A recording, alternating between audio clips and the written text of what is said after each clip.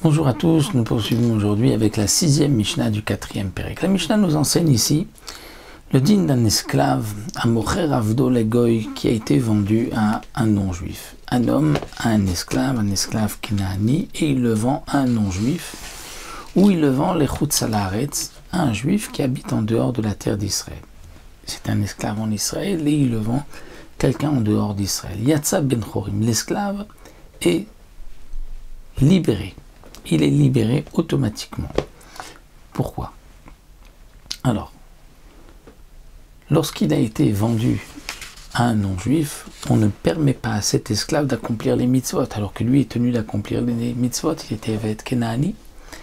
Ou lorsque on le vend en dehors, à un juif en dehors d'Eretz Israël, ne pourra pas accomplir les mitzvot d'Eretz Israël. Donc les Chachamim ont fait un knas, une amende. Cet esclave va être libéré. Donc je l'ai vendu à un non-juif, il est libéré automatiquement. Comment va-t-il être libéré puisque le non-juif le tient, le garde? Barthénora nous répond, c'est s'il s'est enfui du non-juif, il est libéré, je ne peux plus le reprendre. Ou bien, si on a forcé le maître à le racheter des non-juifs.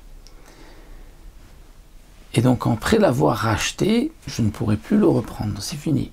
C'est un knas des Chachamim, parce qu'en le vendant à un non-juif, on ne lui permet pas d'accomplir des mitzvot. De même pour celui à qui on a vendu à quelqu'un de chutz laaretz. Une autre halakha que nous enseigne la Mishnah.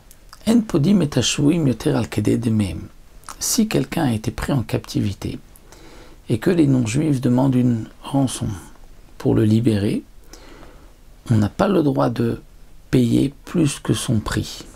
Mipnei tikkun haolam, pour l'équilibre du monde, pour arranger le monde. Pourquoi? Sinon, les non-juifs vont chercher, donc à chaque fois, à prendre d'autres captifs pour pouvoir recevoir chaque fois plus d'argent. Donc si on leur dit non, on ne paye que le prix, ils ne vont pas chercher comme ça à prendre d'autres personnes en captivité. Mais si on leur donne de l'appétit en leur montrant qu'on est prêt à payer des sommes phénoménales, donc ils vont à chaque fois prendre quelqu'un pour recevoir de l'argent. De même, s'il y a un juif qui a été pris en captivité, on va faire attention de ne pas essayer de le faire évader de la prison de là où il a été pris, mais pourquoi? Parce que sinon, lorsque des non-juifs vont ensuite prendre un autre juif en captivité, ils vont l'attacher avec des chaînes et lui donner un traitement plus sévère pour qu'il ne s'échappe pas. Donc, on va essayer de parlementer et de payer le prix de la rançon, mais le prix qui est un prix normal, qui est le prix de cet homme-là. Rabban Shimon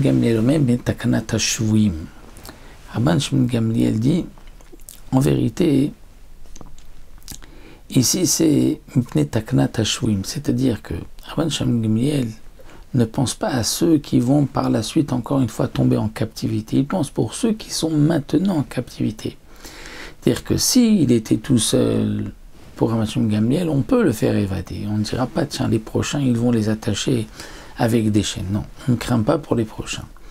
Mais si il y a d'autres personnes avec lui, donc pour ne pas que les autres subissent un mauvais traitement et qu'ils risquent ensuite de les faire souffrir, donc pour eux, on ne va pas faire évader celui-là.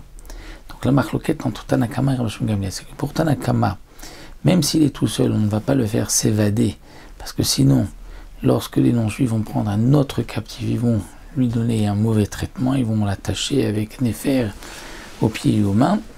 Mais pour Rabban Shimon Gamliel, le problème c'est maintenant, s'il y a d'autres captifs avec lui, mais s'il est tout seul, on ne craint pas que pour une autre fois ils vont agir ainsi. Une autre halakha, l'okrim sfarim tfilim zot nagoim yoter al kedei demeim. Lorsque un non-juif vient nous proposer d'acheter un sefer Torah, des tfilin, des mezuzot, on ne payera pas plus que le prix. Pourquoi? Mipnei tikkun haolam, pour l'équilibre du monde, pour ne pas les inciter à voler des tfilin, à voler des mezuzot, des sefer Torah pour les revendre.